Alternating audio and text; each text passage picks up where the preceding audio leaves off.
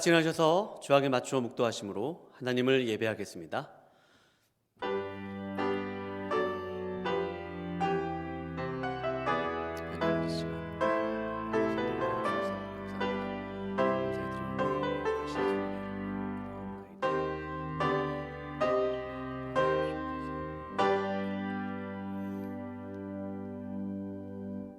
만군의 여호와여, 주의 장막이 어찌 그리 사랑스러운지요. 내 영혼이 여호와의 궁정을 사모하여 생각하며 내 마음과 육체가 살아계시는 하나님께 부르짖나이다. 아멘. 우리 영혼의 목자 되신 하나님 아버지, 오늘도 또 한 번의 예배할 수 있도록 허락하여 주심에 감사합니다.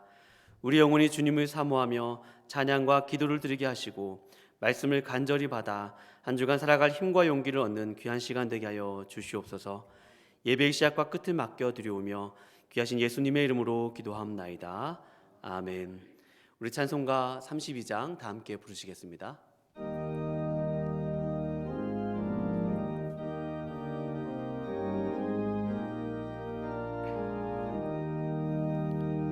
만유의 주제 존귀하신 예수 사람이 되신 하나님 나 사모하여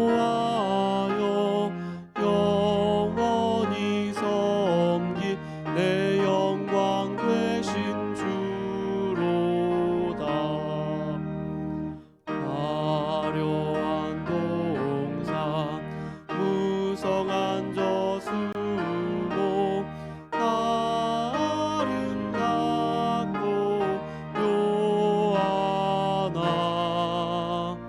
순전한 예수 더 아름다워 봄 같은 기쁨 주시네.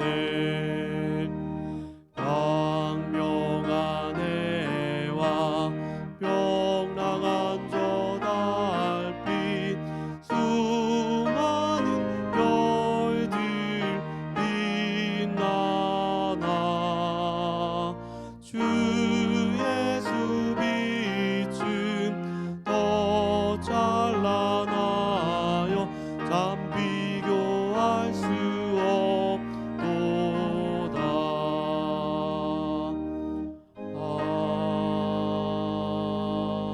아멘.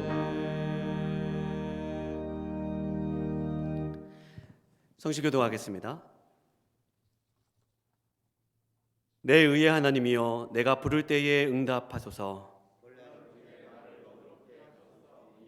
내게 은혜를 베푸사 나의 기도를 들으소서. 의의 제사를 드리고 여호와를 의지할지어다. 나를 안전히 살게 하시는 이는 오직 여호와이시니이다. 아멘. 지난 주간 또 가만히 되돌아보시면서 하나님 앞에 회개할 것들을 회개하도록 하겠습니다. 은혜와 긍휼이 풍성하신 하나님 아버지, 주님은 우리에게 모든 것을 주셨건만 우리 주님보다 더 사랑하고 의지하였던 것들이 있었습니다. 주님, 우리의 참된 만족과 모든 것들이시지만 주님 없이 하나님 아닌 것들을 즐거워하며 살았던 모든 죄와 허물을 용서하여 주시옵소서. 누군가의 마음을 아프게 하며 했던 모든 말들을 용서하여 주옵시고 정직하게 행하지 않았던 모든 일들을 용서하여 주시옵소서. 시간 주의 보혈로 정직히 씻어 주시고 고쳐 주시옵소서. 귀하신 예수님의 이름으로 기도하옵나이다. 아멘.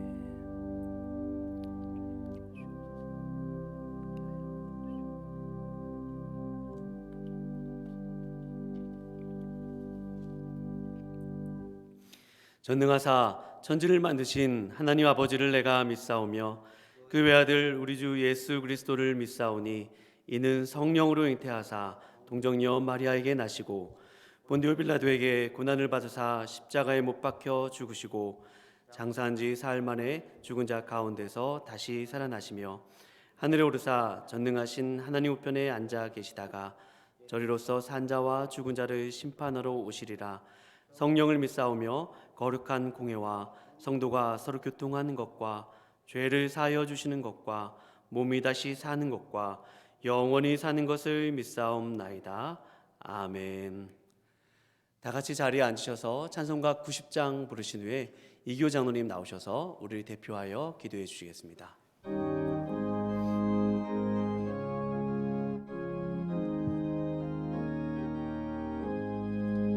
주 예수 내가 알기 전 날 먼저 사랑했네. 그 크신 사랑 나타나 내 영혼 거듭났네.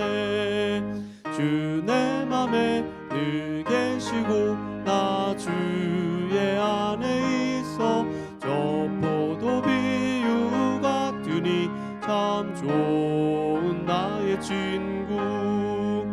내 친구 되신 예수님 날 구원하시려고 그 귀한 몸을 버리사 내 죄를 대속했네. 나 주님을 늘 믿으며 그 손을 의지하고 내 몸과 마음을 바쳐서 끝까지 충성하리. 내 진실하신 친구여 그 은혜 내려주사 날 항상 보호하시고 내 방패 되옵소서. 그 풍성한 참 사랑을 위능이 끄는 소냐 날 구원하신 예수는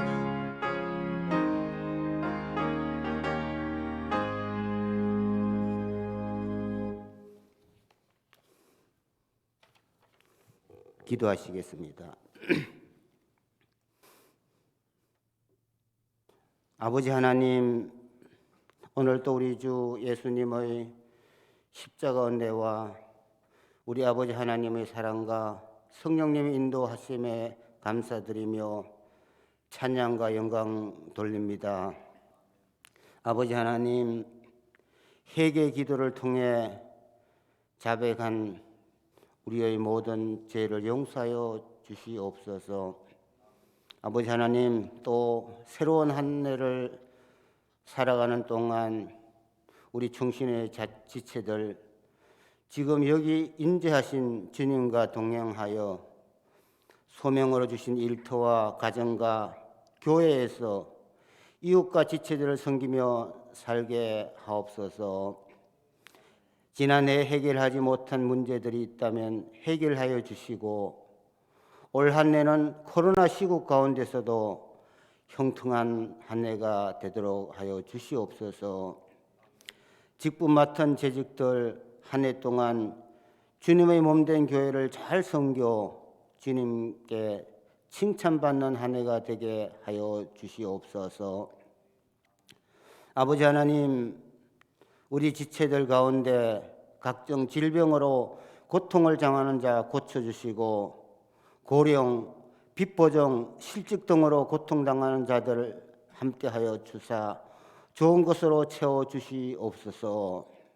아버지 하나님, 우리의 삶에 어두운 밤이 오거나 샘이 말라 고통 중에 있을지라도 주님이 지금 여기 옆에 계신 것을 아는 은혜를 주시옵소서. 아버지 하나님, 충신의 영화부에서 청년부 자녀들 믿음 안에서 건강하고 사랑스럽게 자라게 하시고 특히 양친으로부터 보살핌을 받지 못하는 아이들 주님이 친히 보호하여 주시옵소서. 취업과 진학 그리고 각종 자격시험 준비하는 자녀들에게 좋은 것으로 채워주시고 이들을 보살피는 우리 교사, 교육자들 맡은 바 직분 잘 감당하게 하시고 속한 가정에도 은혜를 내려 주시옵소서. 아버지 하나님, 우리 목사님과 가정에 은혜를 부어주시고 말씀 잘 전하게 하시고 어느 시간이나 또 어느 처소에 있든지 드리는 예배와 기도, 찬양, 헌금을 받아주시고 또 군무, 질병, 출장 등 부득이한 사유로 예배를 같이 드리지 못하는 지체들에게도 같은 은혜를 내려 주시옵소서. 또 여러 사정으로 충신을 떠난 자녀들 속히 돌아오게 하시옵소서. 아버지 하나님, 우매함으로 고통을 겪고 있는 우리나라를 돌보아 주시고 학대로 고통당하는 자들, 또 추운 겨울로 힘들어 살아가는 자들과 기아, 전쟁, 코로나 고통당하는 만방의 백성들에게 은혜를 베풀어 주시옵소서. 선교사님들과 북녘 땅 동포들을 불쌍히 여겨 주시옵소서. 예수님 이름으로 기도합니다. 아멘.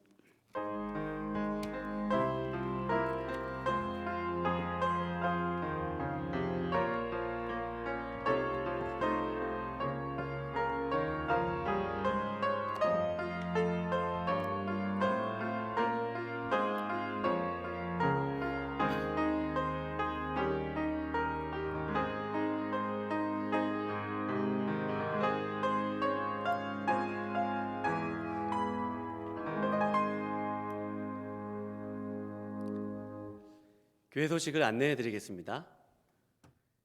이 시간 생중계되는 예배실황은 이후에 교회 홈페이지 설교 보기와 유튜브 충신교회에 제공됩니다. 1월 16일 정부 발표에 따른 대면 예배 재개와 관련된 자세한 사항은 추후 문자와 홈페이지를 통해 공지해 드리겠습니다. 2021년 교육부서 교육수련회 및 성경학교를 비대면 온라인으로 진행하려 합니다. 자세한 사항은 각 부서의 공지 및 주보 6면을 참조해 주시기 바랍니다.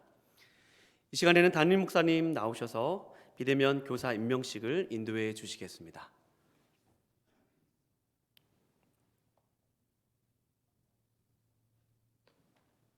자, 올해 우리 교회 교사 임명 받으실 분들이 청년 임원 포함해서 118명입니다. 여느 때와 다르게 오늘 또 영상으로 하게 됐는데 모든 교사를 대표해서 영화부 부장 집사님, 최성경 집사님 나오셔서 교사 임명 받도록 하겠습니다. 2021-1호 임명장 성명 최선경 부서 영화부 위 사람을 하나님의 영광스러운 교사의 사명을 감당할 2021년도 영화부 부장으로 임명합니다. 하나님이 사랑하시는 영화부 영혼들을 당신께 맡깁니다. 내가 이 복음을 위하여 선포자와 사도와 교사로 세움을 입었노라. 디모데후서 1장 11절. 주후 2021년 1월 17일 대한예수교 장로회 충신교회 담임목사 강나무 교육위원장 이기호. 우리 아이들 잘 부탁합니다. 네.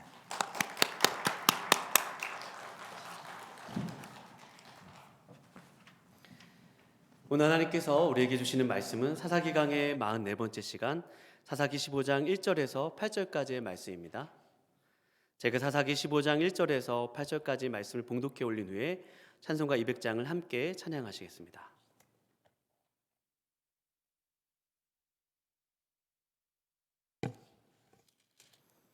제 봉독해 올리겠습니다.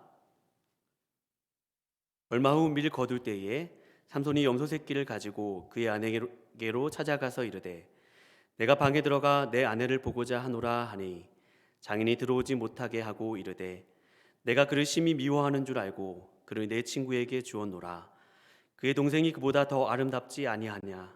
정하노니 너를 그를 대신하여 동생을 아내로 맞이하라 하니 삼손이 그들에게 이르되 이번은 내가 블레셋 사람들을 해할지라도 그들에게 대하여 내게 허물이 없을 것이니라 하고 삼손이 가서 여우 300마리를 붙들어서 그 꼬리와 꼬리를 메고 회를 가지고 그 두 꼬리 사이에 한 회를 달고 회에 불을 붙이고 그것을 블레셋 사람들의 곡식밭으로 몰아들여서 곡식단과 아직 배지 아니한 곡식과 포도원과 감람나무들을 사른지라. 블레셋 사람들이 이르되 누가 이 일을 행하였느냐 하니 사람들이 대답하되 딥나 사람의 사위 삼손이니 장인이 삼손의 아내를 빼앗아 그의 친구에게 준 까닭이라 하였더라. 블레셋 사람들이 올라가서 그 여인과 그의 아버지를 불사르니라. 삼손이 그들에게 이르되 너희가 이같이 행하였은즉 내가 너희에게 원수를 갚고야 말리라 하고 블레셋 사람들의 정광이와 넓적다리를 크게 쳐서 죽이고 내려가서 에단 바위 틈에 머물렀더라. 아멘. 찬송가 200장 함께 찬송하시겠습니다.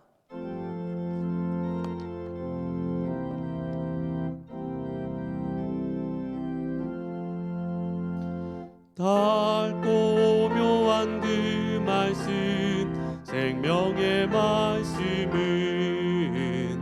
귀한 그 말씀 진실로 생명의 말씀이 나의 길과 믿음 밝히 보여주니 아름답고 귀한 말씀 생명샘이로다.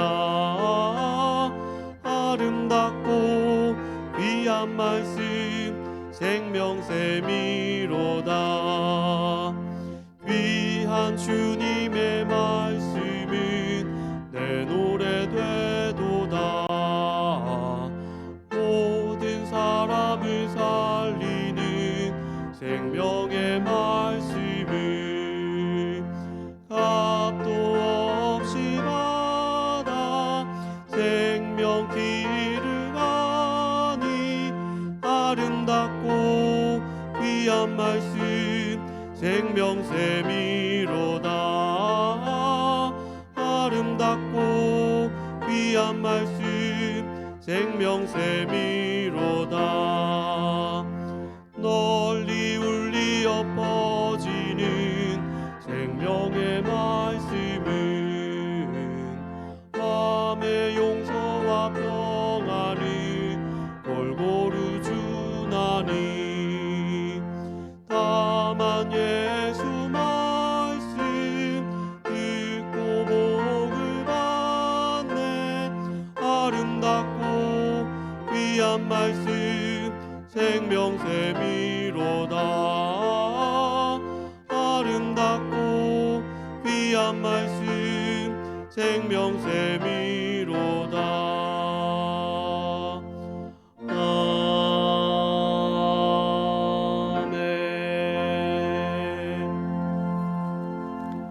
담임 목사님 나오셔서 말씀 전해 주시겠습니다. 잠시 기도하겠습니다. 사랑하는 주님, 오늘도 호흡하며 살게 하신 것 고맙습니다. 또 예배할 수 있게 하신 것도 감사합니다. 늘 하나님이 주신 이 호흡과 생명을 귀하게 여기고 하나님이 그토록 바라시는 사랑하는 일을 열심히 하고 또 하나님이 내게 맡기신 재물과 시간과 재능과 여러 가지 것들을 사명감을 가지고 사용하며 그래야 하나님 나라 갔을 때 부끄럽지 않도록 우리에게 은혜를 베풀어 주시옵소서. 오늘도 예배드리는 이 현장과 또 각 처소에서 예배드리는 귀한 성도들의 가정 위에 주의 은혜가 있기를 원하고 말씀의 한 구절만일 말씀이라도 우리의 심령 깊숙한 곳에 잘 박힌 모처럼 찌르는 채찍처럼 그렇게 자리 잡음 밟게 도와주시옵소서. 귀한 시간을 주님께 맡깁니다. 예수님의 이름으로 기도합니다. 아멘.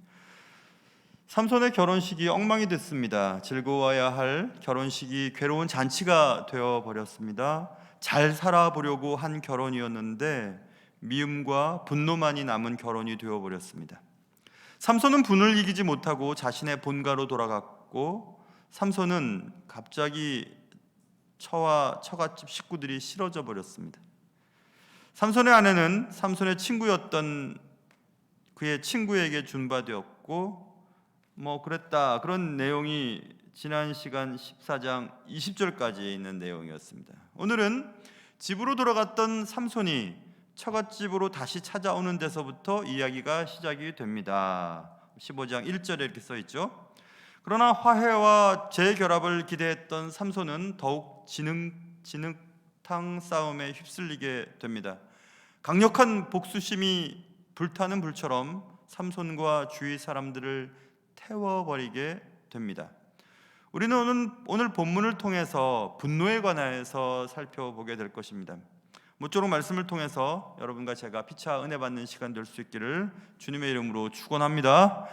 자, 삼손의 분노가 1절부터 5절까지에 기록되어 있는데요. 삼손은 결혼식 마지막 날 분노하며 본가로 돌아갔죠. 본가로 돌아가고 얼마가 지났을까? 15장 1절입니다. 얼마 후라고 써 있죠. 삼손은 아내에게로 돌아가기로 결심을 하게 됩니다. 가만히 생각해 봤더니 자신이 너무한 것 같았다는 생각이 들었습니다. 아내가 협박 때문에 어쩔 수 없이 수수께끼의 답을 달라고 했던 것을 조금씩 이해하기 시작했습니다. 내게 져서 의복 30벌을 지불해야 했지만 아스글론 사람들 것을 빼앗아서 지불했으니 그리 손해난 것도 없다는 생각도 들었습니다. 그리고 무엇보다도 첫눈에 반했던 그 여자를 다시 보고 싶었습니다. 삼손에게 있어서 이 여자는 첫사랑이거든요. 삼손은 미안한 마음을 가지고 처갓댁으로 가지고 갈 선물도 준비했습니다. 그것이 오늘 본문에 염소 새끼 한 마리이 되어 있죠. 삼손같이 남성미가 철철 넘치는 사람이 염소 새끼 한 마리를 들고 가기로 결심한 것은 대단히 큰 결심을 했다는 표현입니다. 야, 삼손 같은 사람이 염소 새끼 한 마리 들고 처갓집에 찾아가다니. 어려운 발걸음이었지만 창피했지만 그렇게 했다. 그런데 정작 장인은 자신을 환영하기는커녕 들어오지도 못하게 했다. 1절에 보세요. 아내에게로 찾아가서 이르되 내가 방에 들어가 내 아내를 보고자 하노라 하니 장인이 들어오지 못하게 했다. 이렇게 써 있습니다. 들어오지도 못하겠다. 장인은 꽤 당황스러워 보였습니다. 그리고 이렇게 얘기했습니다. 2절 네가 그를 심히 미워하는 줄 알고 그를 내 친구에게 주노라 이렇게 얘기했습니다. 지난 시간에 살짝 말씀드린 것처럼 결혼식을 치르면 특별히 딸을 가진 부모는 사유가 될 남자로부터 결혼 지참금을 받거든요. 그것을 노렸던 것 같아요. 이 장인이 결혼 지참금을 취하려는 의도가 분명한 것 같습니다. 왜냐하면 그 다음 장인의 이 말에 삼손이 정신 나갈 뻔했습니다. 아니 뭐라고요? 장인은 이어서 한 가지 제안을 하게 됩니다. 그의 동생이 그보다 더 아름답지 아니하냐? 너는 그를 대신하여 동생을 아내로 맞이하라. 역시 아내로 맞이하라. 역시 또 결혼 지참금에 대한 얘기가 장인의 마음속에 깔려 있는 것입니다.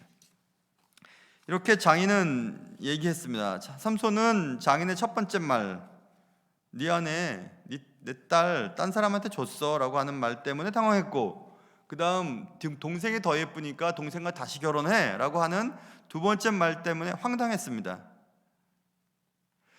저는 결혼을 해서 잘 사는 가정도 보았고요, 결혼해서 잘 못 사는 가정도 보았는데 오늘 본문에 나오는 이 본문으로 결혼에 대한 얘기를 충분히 할 수 있습니다.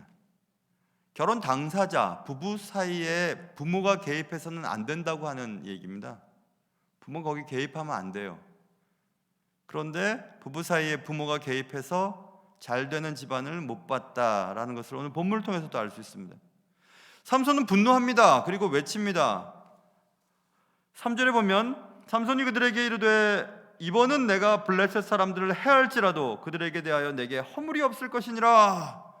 이제 앞으로 어떤 일을 저지를 텐데 블레셋 사람들 내가 해할 텐데 이제 내 잘못 아니다. 이렇게 지금 얘기하면서 삼손은 일을 꾸미게 됩니다. 그게 이제 4절부터 쓰여 있죠. 삼손이 가서 삼손은 여우 300마리를 붙들었다. 그리고 꼬리와 꼬리를 맸다. 그러니까 150쌍의 여우가 있었습니다. 그 꼬리에다가 불을 붙였다. 그리고 블레셋 사람들의 밭으로 몰아들였다. 이 여우라고 번역되어 있는 슈알은 사실은 자칼일 확률이 많아요. 여우는 이게 무리 생활을 안 한답니다. 그런데 자칼은 무리 생활을 하거든요. 그러니까 300마리를 잡았다는 것은 무리 지어 다니는 자칼. 한국말로는 승냥이쯤으로 번역이 돼요. 자칼하고도 조금 다르다고, 여우과에 속한 짐승이 조금 다르긴 하나 아무튼 여우이진 아닌 것 같습니다. 여우인 것 같지는 않아요. 어쨌든 이 자칼 혹은 승냥이 무리지어 다니는 이 여우과의 짐승들을 잡아놓고 꼬리에 꼬리를 묶고 불을 붙여서 블레셋 사람들의 밭으로 몰아들였다. 여러분, 꼬리가 묶인 이 자칼 혹은 여우가 불이 붙었어요. 그러니까 불이 붙었으니까 서로 도망치려고 하잖아요. 그러니까 비틀비틀 왔다 갔다 하고, 또 이미 붙은 곳은 피해서 또 불이 붙지 않은 곳으로 가니까 계속 불이 옮겨다니는 것입니다. 그래서 촘촘하게 불이 놓여지는 장면을 볼 수 있습니다. 근데 그때가 어느 때냐 하면 밀 거둘 때라는 것을 알 수 있습니다. 이 밀 거둘 때라고 말하는 것은 한 4, 5월쯤 되거든요. 그러니까 최고로 건조할 때입니다. 그러니 그 건조할 때 수확해 놓은 곡식단과 아직 배지 아니하는 곡식과 포도원과 감람나무들이 확 타버렸던 것입니다. 그래서 5절에 그런 얘기가 기록되어 있고, 삼손이 분노를 해서 그런 짓을 저질렀습니다. 삼손의 분노는 그럴만하죠. 삼손의 아내를 다른 사람에게 넘겼기 때문이었습니다. 자신의 허락 없이 장인 마음대로 했습니다. 당대 그때는 여성의 인격, 여성의 권리 정도는 없었을 때였기 때문에 결혼하기 전에 여자는 아버지에게, 결혼한 이후에 권리는 남편에게 있었던 그런 때였습니다. 그래서 자신의 허락 없이 장인 마음대로, 결혼한 이후는 자신의 소유거든요, 그 딸은. 그런데 자신의 허락 없이 장인 마음대로 자신의 아내를 다른 사람에게 넘긴 것에 대해서 분노하였다. 삼손이 분노한 것은 그럴 수 있다고 생각이 듭니다. 그러나 삼손의 입장에서 보면 부끄러움을 무릅쓰고 화해를 하기 위해 새롭게 가정을 세우기 위해서 염소 새끼 한 마리를 가지고 갔던 삼손에게 지금 이 일은 매우 자존심 상하는 일이었습니다. 예를 들면 그런 거겠죠. 아내를 위해서 장을, 콩나물이나 두부를 사갖고 오라는 말을 듣고 사러 갑니다. 남편이. 참 남자들 그렇게 가기 싫거든요. 뭐 하나 사러 가기. 또 두부 한 모나 콩나물 이렇게 사는 거 쉽지 않죠. 근데 그런 걸 사갖고 왔는데 아내가 왜 그렇게 시든 걸 사왔어? 왜 이렇게 비싼 걸 사왔어? 이렇게 하면 굉장히 화가 나지 않겠습니까? 제 얘기가 아니라 다른 사람 얘기입니다. 그래서 이런 분노, 삼손이 분노한 것은 그럴 수 있다고 생각이 듭니다. 자존심이 상했죠. 더욱 화가 났을 것입니다. 그럼에도 불구하고 삼손의 분노는 매우 지나쳤음을 알 수 있습니다. 그리고 대상이 매우 잘못됐습니다. 삼손은 자신의 감정에 매몰되어 버렸습니다. 아니, 장인이 잘못한 것을 가지고 블레셋 사람들의 곡식을 태울 일은 또 무엇이 있습니까? 여러분 어떠세요? 요즘 여러분 어떠십니까? 무엇 때문에 혹시 화가 나 있지는 않으세요? 저는 목사이기 때문에 성도들 얼굴만 보면 압니다. 지금 뭐가 좀 안 좋구나, 화가 나 있구나. 혹시 누구 때문에 화가 나 있으십니까?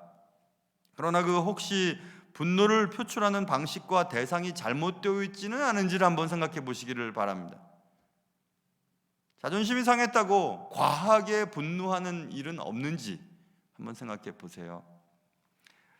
자부심 혹은 자존감이 없는 자들에게 자존심은 매우 심각한 영향을 줍니다. 그렇게 화낼 일도 아닌데 화를 팍 내기도 하고 욕을 하기도 하고 성질을 부리기도 합니다. 그리고 애매한 사람들이 그 분노 때문에 피해를 입는 경우들도 많이 있습니다. 자, 그래서 이제 블레셋 사람들의 포도원과 감람나무와 곡식이 다 타버렸습니다. 블레셋 사람들은 자신들의 곡식과 과수원들이 불타는 것을 보았습니다. 1년 농사가 수포로 돌아갔습니다. 그동안의 수고가 물거품이 되어버렸습니다. 블레셋 사람들은 그들의 미래가 그들의 식량과 함께 사라져 버리는 것을 보아야만 했습니다. 블레셋 사람들은 누가 이 일을 저질렀는지 알아보게 됩니다. 사람들이 대답하길 딥나 사람의 사위 삼손이 저지른 일이라고 알려주었습니다. 블레셋 사람들은 분노하였습니다. 블레셋 사람들은 삼손의 장인과 삼손의 아내였던 여자를 불살라버렸습니다. 그것이 6절에 쓰여 있습니다. 삼손의 아내였던 그 여자는 수수께끼를 알기 위해서 그 블레셋 사람들이 자신의 협박했던 내용을 15절, 지난주 본문입니다. 14장 15절에서 답을 좀 알려달라. 그렇지 않으면 너와 내 아버지의 집을 불살리리라. 너희가 우리의 소유를 빼앗고자 하여 우리를 청한 것이 아니냐라고 하는 그 블레셋 사람들의 협박에 대한 내용이 써 있죠. 그 삼손의 아내는 자신과 자신의 아버지, 자신의 집이 불사름을 당하는 것이 두려웠기 때문에 삼손에게 강요해서 수수께끼 답을 얻어내었습니다. 그러나 결국 그 아내와 그의 아버지와 집은 다 불태워버리게 되었습니다. 여러분, 우리가 지금 당장 어떤 어려운 문제들을 해결하기 위해 부정직하고 또 정당하지 않은 방법으로 살짝 넘어가면요, 그 당시는 넘어갈 수 있지만 결국 문제가 됩니다. 결국 그래요. 정치하려고 하는 분들은 군 문제나 또 자녀 교육 문제나 세금에 대한 문제 결국 다 드러나게 되지 않아요? 어떤 일들을 하려면 잘 살아야 되는 겁니다. 정직하게 결국 다 드러나게 되어 있습니다. 이 땅에서 드러나지 않더라도 하나님 앞에서 다 드러납니다. 우리가 위기를 모면하기 위해 잔꾀를 부려서는 안 됩니다. 결국 삼손의 장인과 삼손의 아내였던 여자는 불에 타서 죽고 맙니다. 블레셋 사람들이 화가 난 것도 이해가 됩니다. 안 먹고 안 자고 애써서 노력했던 수고가 수포로 돌아가게 되었으니 화가 날 만도 했습니다. 베어놓은 독식 단들과 익어 있는 곡식들, 포도원과 감람나무들이 제가 되어버렸으니까 미치지 않는 것도 다행이었습니다. 그런데 사실 본문은 블레셋 사람들이 거의 미친 사람들처럼 행동을 합니다. 그래, 삼손 네가 그랬지? 좋아. 눈에는 눈, 이에는 이. 삼손이 자신들의 곡식을 불태웠잖아요. 좋아, 불에는 불 하고 불로 사람을 태워버립니다. 삼손의 아내와 삼손의 장인을 태워 죽였습니다. 블레셋 사람들이 분노한 것이 이해가 가기도 해요. 자신들의 모든 것들이 다 사라져 버렸으니까. 그러나 블레셋 사람들의 분노도 역시 대상이 잘못되었습니다. 삼손이 그렇게 한 거잖아요. 그럼 삼손과 문제를 해결했어야 되는데 힘센 삼손과 해결하지 않고 힘없는 삼손의 장인과 삼손의 아내에게 분노를 쏟아내고 있습니다.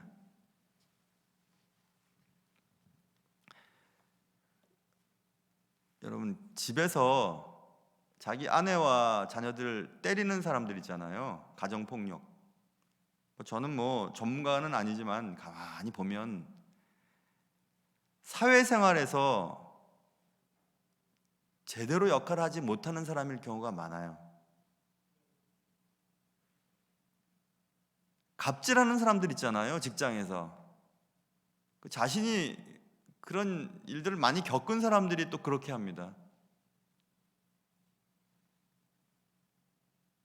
힘없는 아내나 여자나 또 자녀들을 막 폭력을 휘두르는 사람들 보면 비겁합니다.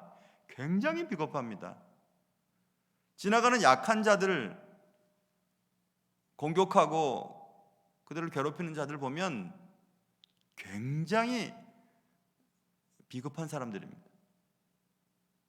내가 이렇게 소리를 질러도 저 사람이 맞상대할 수 없는 위치라는 것을 파악하고 그 사람에게 소리 지르는 사람들, 굉장히 비겁한 사람들입니다.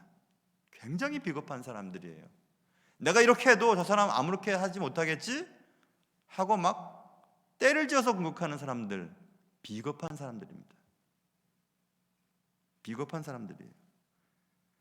지금 블레셋 사람들은 힘센 삼손과 싸워서 이기지 못할 것을 알고 힘없는 삼손의 장인과 아내에게 분노를 쏟아부어 버립니다. 비겁하죠. 여러분과 저도 혹시 그러진 않은지 한번 생각해 보시기를 바랍니다. 나의 분노를 약한 자에게 쏟아내고 있지는 않은지, 나보다 위이고 내가 한마디 하면 두마디 할 사람 앞에서는 그렇게 하지 못하면서 내가 얘기하면 아무런 반응을 보일 수 없는 사람들을 향해서 세워놓고 얘기하는 그런 못된, 그런 약하고 비겁한 사람은 아닌지 생각을 해보아야 합니다. 블레셋 사람들은 그랬습니다. 블레셋의 분노가 너무 심해 보이지 않습니까? 삼손은 블레셋 사람들이 자신의 장인과 자신의 아내를 불살라 죽인 것을 또 알았습니다. 그리고 또 분노하기 시작했습니다. 그의 원수 갚음은 이제 블레셋 사람들의 재산, 곡식이나 과수원 나무가 아닌 직접 블레셋 사람들 자체를 향하게 됩니다. 그래서 오늘 본문에 삼손이 원수를 갚고야 말리라 라고 말해놓고 8절 블레셋 사람들의 정강이와 넓적다리를 크게 쳐서 죽였다 이래 있죠. hip and died. 엉덩이와 넓적다리를 쳤다. 그것은 왜 하필이면 히프와 엉덩이와 넓적다리를 쳤냐? 그게 아니고 관용구예요. top to bottom, 위에서부터 아래까지 쳤다는 얘기입니다. 그러니까 완전히 철저하게 죽였다는 얘기입니다. 또 다시 얘기하면 닥치는 대로, 위나 아래 볼 거 없이 닥치는 대로 쳐서 죽였다 이 뜻이거든요. 그러니까 삼손은 지금 정신이 나갔어요. 닥치는 대로 사람을 죽이기 시작했습니다. 닥치는 대로 철저하게 머리부터 발끝까지. 삼손은 이제 하나님의 선택된 사사의 모습이 아닌 잔인한 폭력을 행세하는 무법자의 모습을 보이게 됩니다. 이렇게 분노는 불과 같습니다. 보이는 대로 다 태워버려 사라질 때까지 쏟아놓는 것이 분노입니다. 원수 갚음에는 적당함이 없습니다. 이 정도면 적당하지, 아니에요. 원수 갚음은 언제나 지나침만이 남아 있습니다. 참을 수 없는, 아니 참지 못하는 분노는 그래서 천박하다는 단어와 잘 어울립니다. 분노의 파도 속에서 정상적인 생각을 하지 못한다는 것은 우리가 잘 알고 있습니다.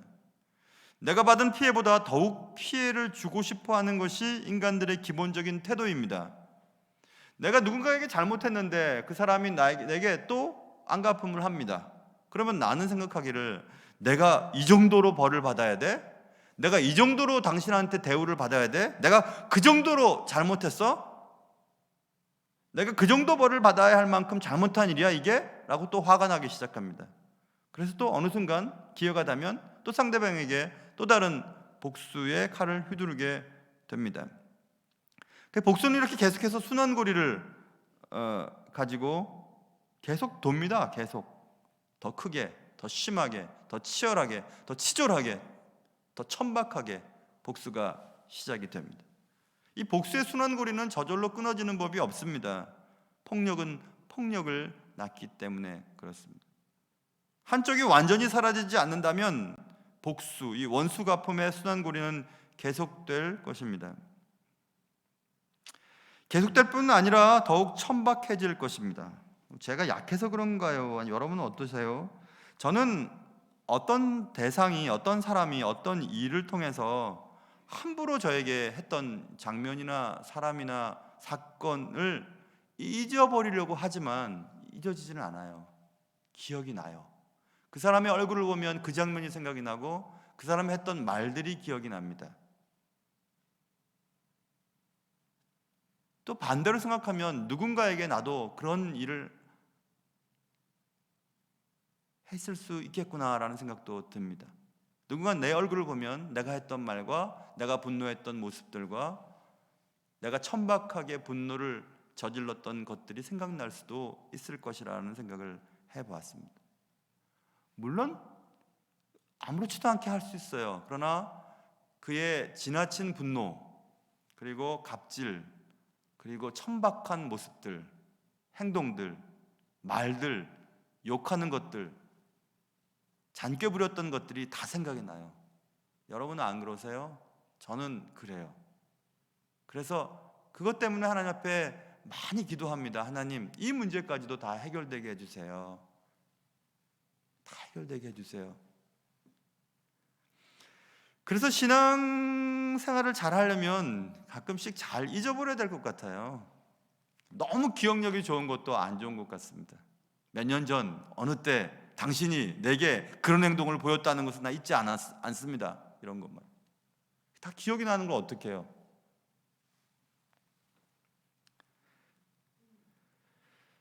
그래서 우리는 우리의 그 분노 조절을 잘 해야 하는 것입니다. 분노. 삼손이 자신의 잘못을 철저히 깨닫고 자신을 먼저 돌아보았더라면 어땠을까? 그래, 내가 잘못했지.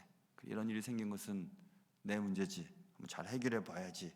이렇게 했더라면 얼마나 좋았을까? 혹은 블레셋 사람들이 삼손의 입장에서 생각하면서 그의 분노를 이해해 보려고 했더라면 어땠을까? 그래, 얼마나 화났으면 저렇게 했을까? 그래, 나도 아마 저런 일을 당했으면 화가 났을지도 몰라 라고 이해를 해보려고 노력했더라면 어땠을까? 그냥 피해를 입은 만큼만 돌려주리라고 결심하고 딱 피해 입은 만큼만 원수를 갚았더라면 어땠을까? 그러려면 여러분 이성적인 판단이 필요해요. 흥분한 상태에서는 안 돼요. 흥분해가지고는 안 됩니다. 차분해야 됩니다. 차분해야 돼요. 시간을 좀 드려야 돼요. 막 화가 나더라도 좀 한번 참아야 됩니다. 참고 참았다가 할 수 없으면 그때는 화를 낼 수도 있겠죠. 화를 잘 안 내는 사람들이 화를 냈다면 정말 화가 난 거예요. 화를 자주 내는 사람이 화를 내는 것은 또 화를 내는 것입니다. 삼손의 삶의 모토는 3절, 7절, 11절의 말씀을 보면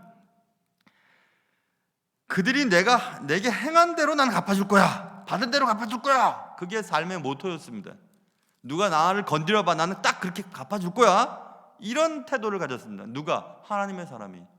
하나님 선택한 사사가, 하나님 믿는 목사가, 하나님 믿는다는 장로가, 하나님 믿는다는 권사가, 하나님 믿는다는 집사가 그렇다는 겁니다.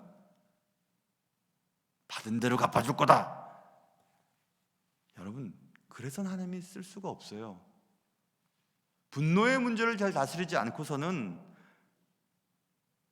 우리가 주의 뜻을 쫓을 수가 없습니다. 분노라는 감정의 명령에 꼭 따를 필요는 없잖아요. 여러분, 분노했기 때문에 이랬다, 화가 났으니까 이렇게 했다, 견딜 수가 없었다 라면서 꼭 그렇게 할 필요는 없지 않습니까? 화가 났다고 해서. 얼마 전 책을 읽으면서 그런 내용이 있더라고요. 이모션, 그러니까 감정이죠. 감정은 not a guide, 가이드가 아니라 but a gauge, 이런 구절을 읽었습니다. 여러분, 우리 속에 감정이 있잖아요. 감정은 나의 삶의 어떤 모습들이 어느 정도인지 지표, 게이지 정도가 되어야 되지, 그 감정이 나를 막 이끌고 가가지고 감정에 따라서 행동을 하는 그런 것이 되어서는 안 됩니다. 여러분, 그 책 읽어보셨어요? 그 책이 있던데, 그 책은 아마 제목이 기분이 태도가 되게 해서는 안 된다, 뭐 그런 내용이었는데요. 우리가 기분이 있잖아요. 근데 기분이 우리의 태도를 결정하게 내버려둬서는 안 됩니다. 바깥에서 기분이 나빴는데 집에 와서 아내에게 또 아이들에게 막 화를 내고 막 그렇습니다. 다른 사람에게 기분 나쁜 어떤 행동 때문에 자신이 기분 나쁘다고 애매한 약한 사람들에게 화풀이를 합니다. 지나가는 개를 발로 차거나, 그래도 괜찮을 것 같으니까 말입니다. 그래서는 안 됩니다. 예수 믿는 사람들은, 여러분과 제가 예수 믿잖아요. 예수 믿는 사람들은 그래서는 안 돼요. 우리가 화가 나고 분노를 하더라도 선을 벗어나서는 안 됩니다. 분노에 대한 부분이 얼마나 주님 앞에 예민하고 관심거리였는지 우리는 성경을 통해서 많이 보지 않습니까? 분노 때문에 하나님의 마음을 얼마나 많이 아프게 했습니까? 모세는 하나님 마음에 합하고 온유한 사람이었지만 자꾸 화를 나게 하니까 백성들이 막대기로 그냥 지팡이로 바위를 쳐버리죠. 하나님께서는 네가 나의 거룩함을 드러내지 못했다라고 말씀하시면서 요단강 동편에 느보산 정상에서 바라만 보고 약속의 땅에 들어가지 못하게 하십니다. 그만큼 하나님께서는 우리가 우리의 분노를 잘 조절하지 못하고 백성들, 일반 사람들, 성도들, 마음이 약한 자들 앞에서 분노를 쏟아내는 것을 하나님 기뻐하시지 않으십니다. 기뻐하시지 않으세요. 참을 수 없을 만큼 분노를 키워서도 안 됩니다. 무조건 참는다고 분노가 사라지지 않기 때문에 그렇습니다. 그럼 어떻게 해야 될까? 어떻게 해야 될까요?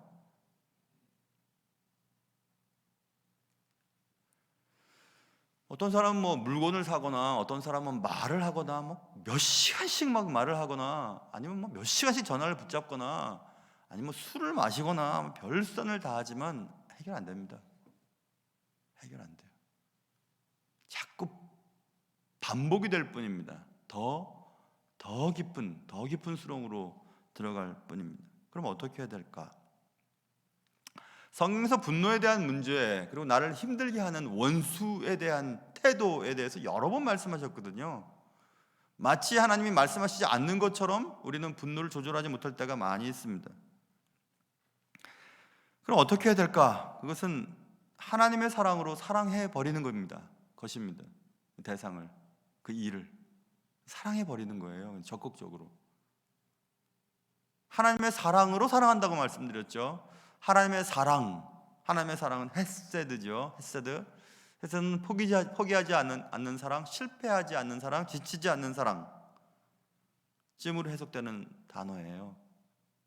제가 마지막 말씀드린 지치지 않는 사랑, 거기에 제가 몇 주 전에 참 많이 묵상을 했습니다. 하나님 지치지 않고 사랑하시는구나.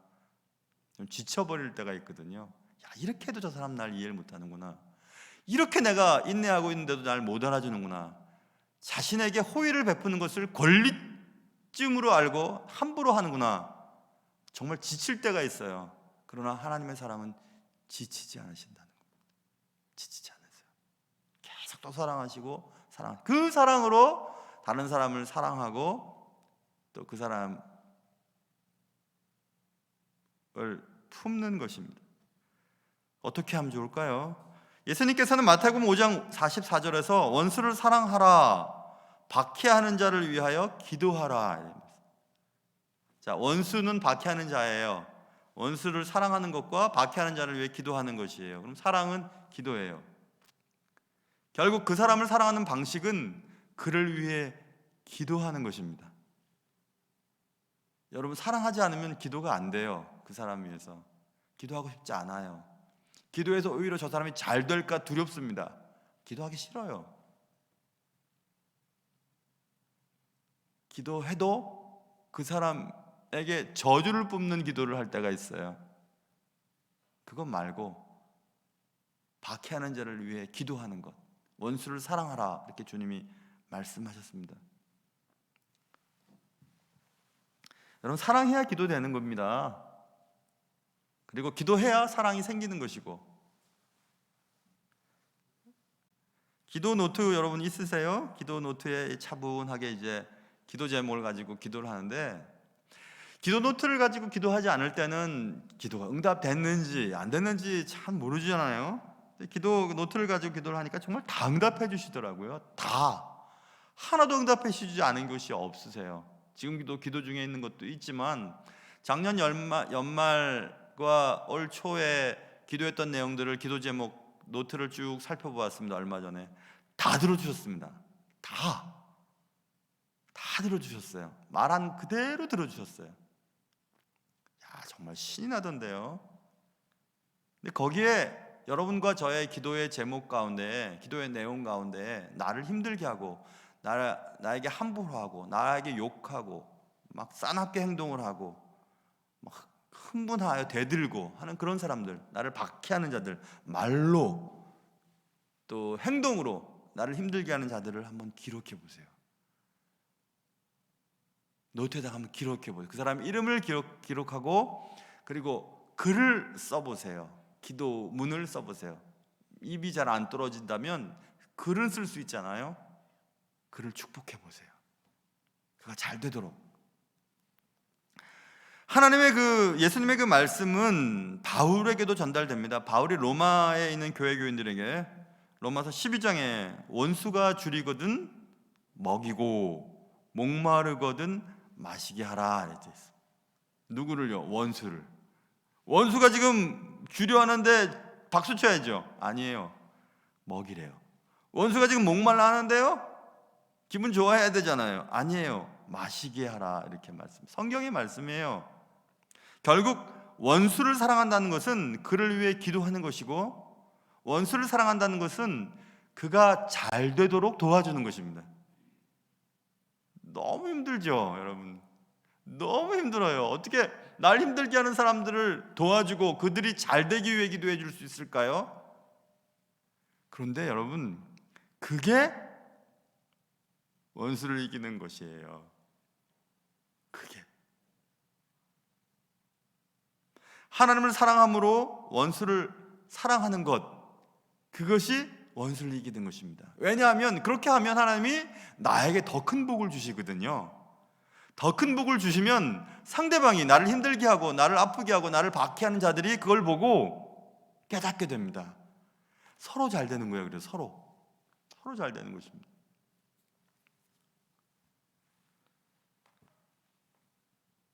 최근에 읽은 책 가운데서 또 한 구절이 생각이 났습니다. 그것은 어떤 대상이 있잖아요. 어떤 대상. 그 대상을 위해 기도할 때 이미 그 사람이 내가 바라는 정도의 수준으로 됐다고 믿고 그를 대우해 주라는 얘기였습니다. 내가 바라는 어떤 정말 목사님이라면, 장로님이라면 이 정도의 어떤 인격이나 이 정도의 어떤 신앙의 모습이 있어야 되지 않을까? 라고 생각하기보다 이미 그 사람이 그런 사람이라고 믿고 그렇게 대우를 해주라는 겁니다. 그러면 그분이 그렇게 되는 일을 조금 더 쉽게 할 수 있다는 그런 내용의 책이었습니다. 아주 감동적이었어요. 여러분 어떠세요?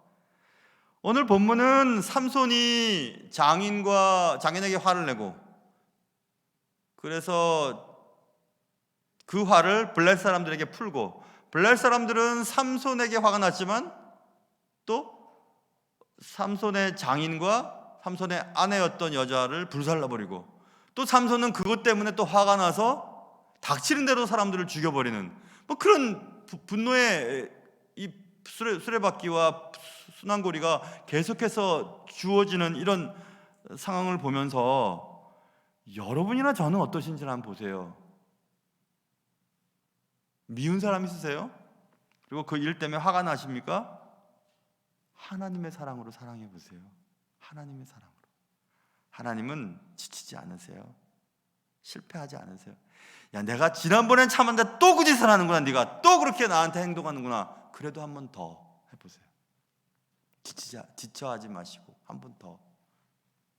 그리고 그렇게 할 때 하나님은 여러분을 잘 되게 하실 겁니다. 잘 되게 하실 겁니다. 분명히 하나님은 그렇게 하십니다. 전 그것을 경험했습니다. 그걸 경험했어요.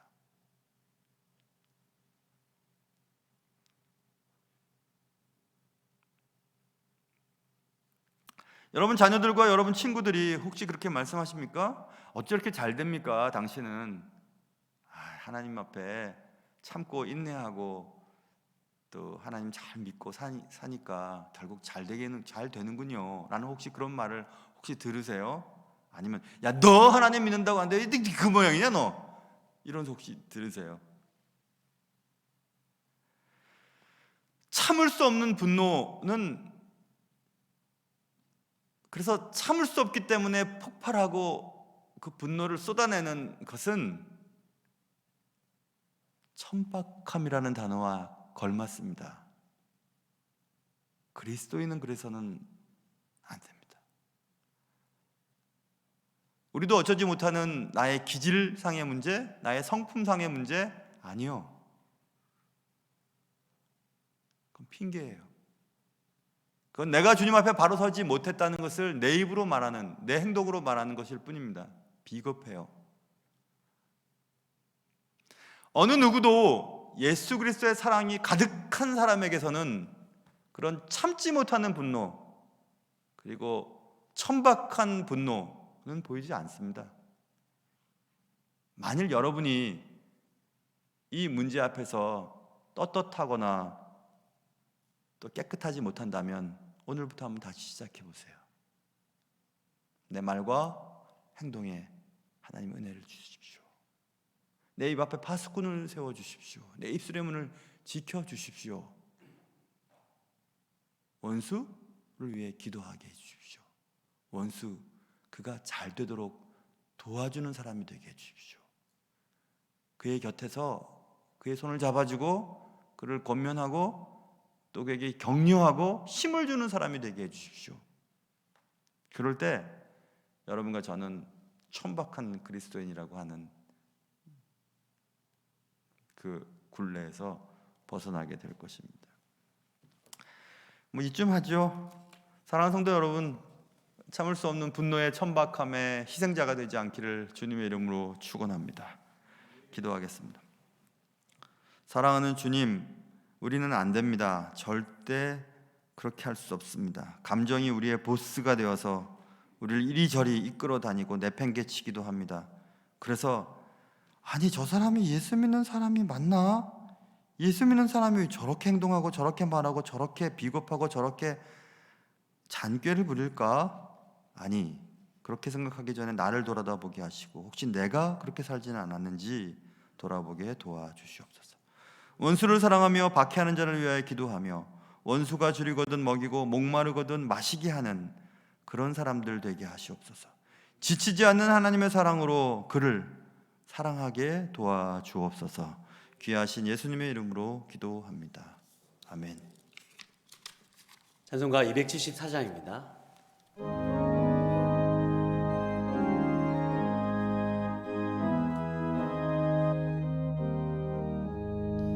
나 행한 것 죄뿐이니 주 예수께 비옵기는 나의 몸과 나의 맘을 깨끗하게 하옵소서.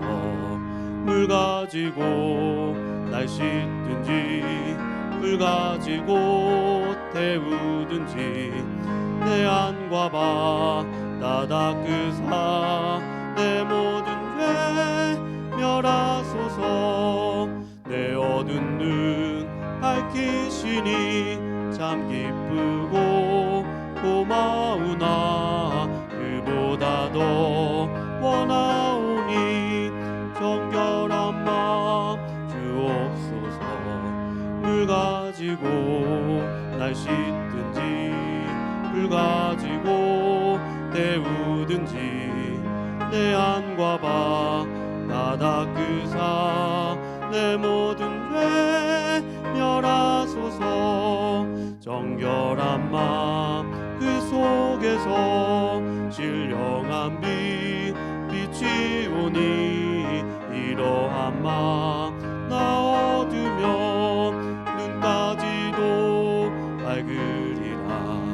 물 가지고 날 씻든지 물 가지고 태우든지 내 안과 바다 닦으사 내 모든 죄 멸하소서.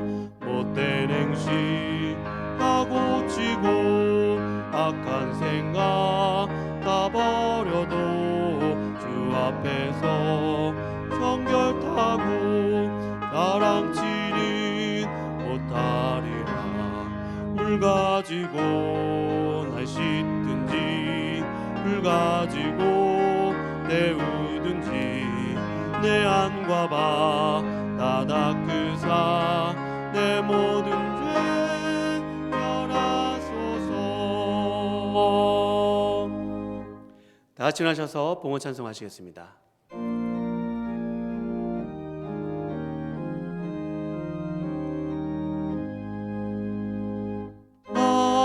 비싼 양유를 주께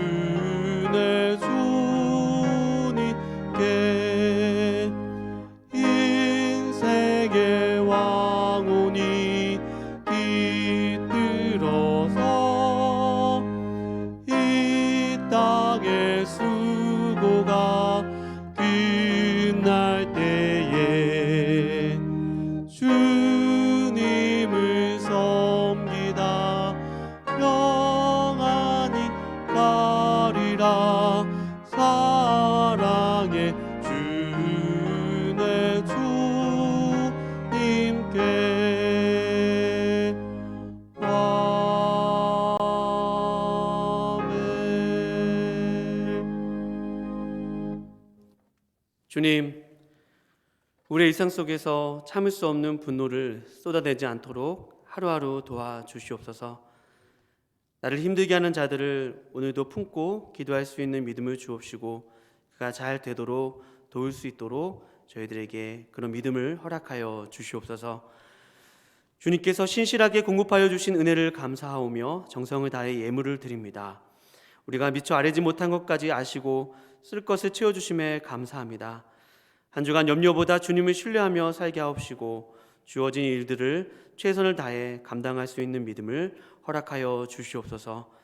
이번 한 주도 주께서 주신 것들을 잘 관리하며 살게 하옵시고 시간과 재정과 정성을 늘 주님께 아낌없이 드리며 살도록 도와주시옵소서. 오늘 드려지는 예물이 잘 쓰여질 수 있도록 도와주시오며 귀하신 예수님의 이름으로 기도하옵나이다.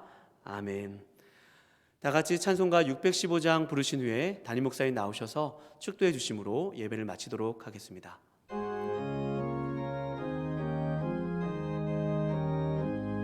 그 큰 일을 행하신 주께 영광, 이 세상을 사랑해 주오셨네. 우리 죄를 위하여 죽으시사 저 영원한 생명문 여시었네. 우리 주 높이세 귀한 말씀 듣고 우리 주 높이세 모두 기뻐하며 주 예수님이 믿어 하나님께 그 행하신 큰 역사 찬양하세. 그 큰 일을 행하신 하나님께 주 예수님 인하여 기뻐하네. 주 예수님 우리가 만날 때에 그 기쁨을 어디에 비하리요. 우리 주 높이세 귀한 말씀 듣고 우리 주 높이세 모두 기뻐하며 주 예수님이 믿어 하나님께 그 행하신 큰 역사 찬양하세.